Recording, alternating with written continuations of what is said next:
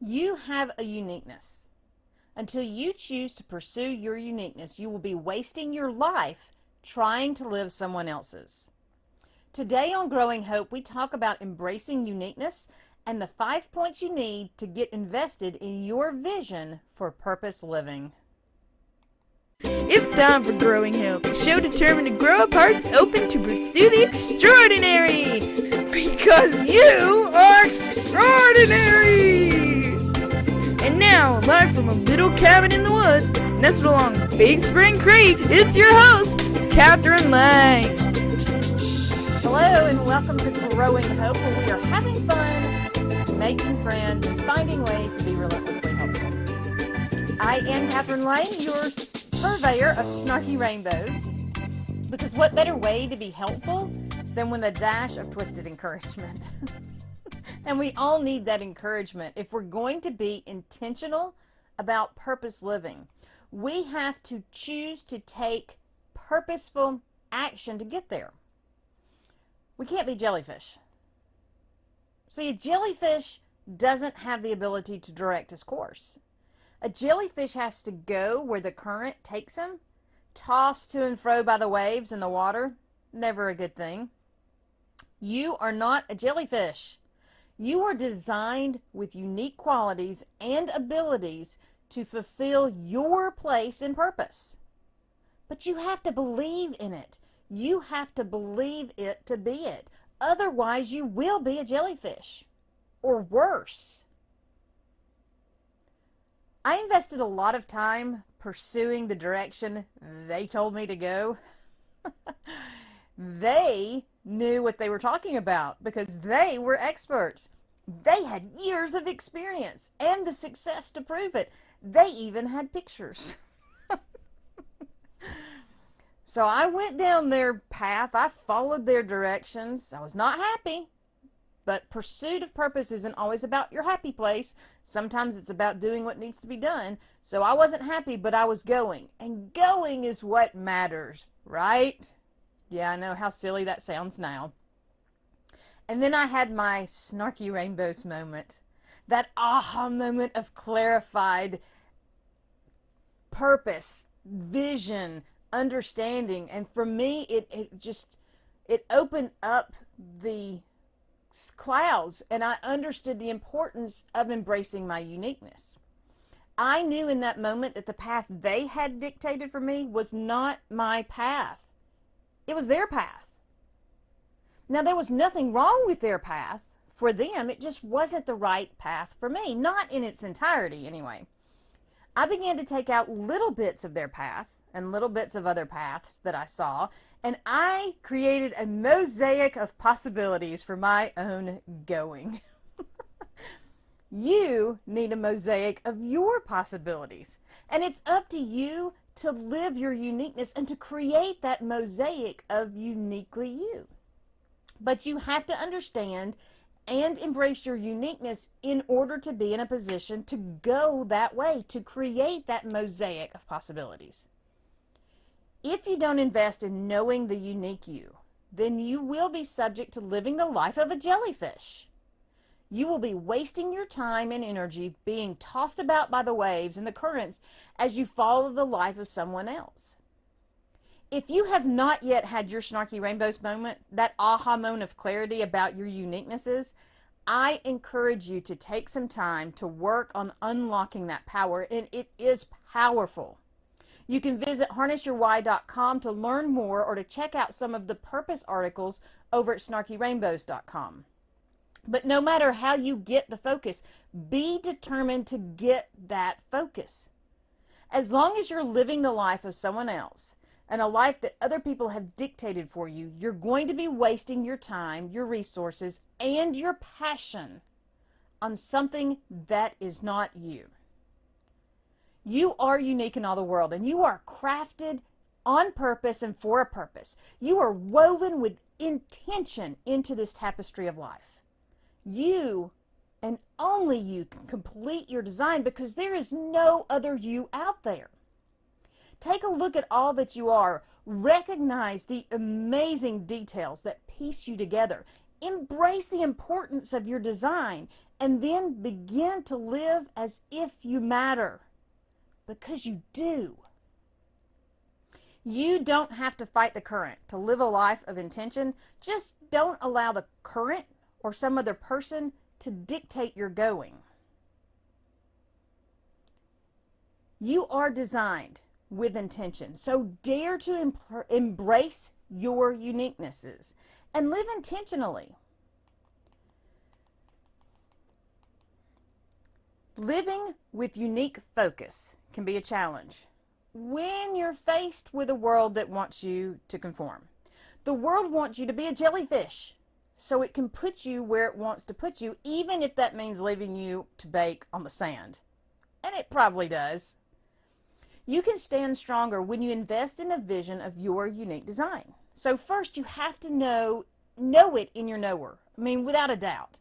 You have to have it settled in your heart, deep down in your heart. You have to get it rooted so firmly that nothing and nobody, not even you, will be able to talk you out of it, because they will try. Right after I started using the Snarky Rainbows tag, and I redesigned the logo to include the twisted rainbow tornado, I was discouraged from doing it. That's stupid. Don't do that. What is a snarky rainbow anyway? I've never heard of that before. Of course he hadn't heard of that before, because I am the Snarky Rainbows. It defined me. It made me happy to say, and it connected immediately. It connected me immediately with others who knew me. They recognized it. As soon as I said it, they recognized it. I loved it. I believed in it. And even before he had a chance to knock it down, I had already rooted it deep down in my But even then, when he had barraged me with all these negatives, I had a moment of doubt. And there are still times when I will doubt it. And I always go back to those roots of happy, joy, connection, and it allows me to grab hold of the vision again. You have to know your uniqueness in your knower.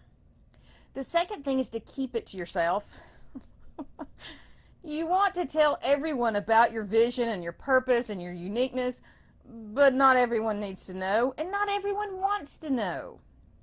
I have always loved words. And when I began to use those words more often on projects for school and towards writing for magazines and newspapers, I started to think that maybe that was something I wanted to do with my life. And I had often talked to my grandmother about these types of things and about other serious subjects, so I decided to talk to her about my plan to write.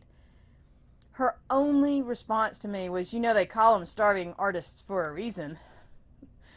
In hindsight, as I've learned more about her life and where she came from and where she was going and whatnot, I realized that she probably wasn't the best confidant for this particular venue, because her words deflated what my heart desired, and it turned me in a different direction. It took me years to overcome those words, and when times get rough, to this day, those words will often show up to taunt me. Be careful who you tell, because not everyone needs to know. The third thing is to practice patience. It is a line upon line, precept upon precept, here a little, there a little bits at a time journey. Don't rush into it, or you might end up making a mess of it. I read about a bridge that was being built, and in an attempt to hurry the process along, they started the bridge from both sides. When the two sides were ready to meet up, they were a foot off. That meant that the bridge couldn't be completed as it was.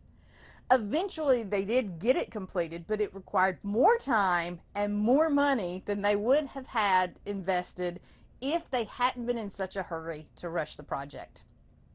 And remember, after all, the one who created you for this place and purpose knew what was, what is, and what will be. And he literally has all the time in the world. It's going to get done. But I get it. Waiting never comes easy. It's probably why I hate for someone to tell me they have a surprise for me. I invest a lot of energy trying to figure it out.